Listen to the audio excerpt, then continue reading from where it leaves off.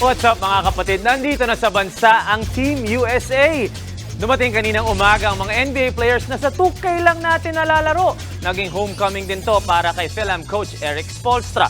Sabi nga ni Coach Po, yayayain niya ang mga players nila makatikim ng Filipino food, lalo na daw ang lumpia.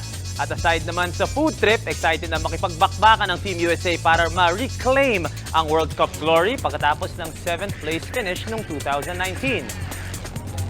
At habang palapit na rin ang World Cup, ayon sa Interagency Council for Traffic or IACT, mag-i-implement daw ng no decals, no entry policy sa EDSA bus carousel.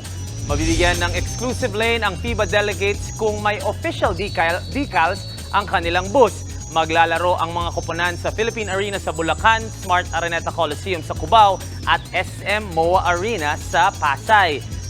Asahan na natin mga kapatid, magiging matindi ang traffic sa mga areas na to at mga routes papunta dito. Sanay naman na tayo dyan, diskarte na lang muna. Mga kapatid, Julius Babaw po. Iba na ang may alam at may pakialam sa panahon ngayon.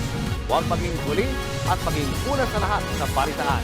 Mag-subscribe at mag-follow sa social media pages ng News 5.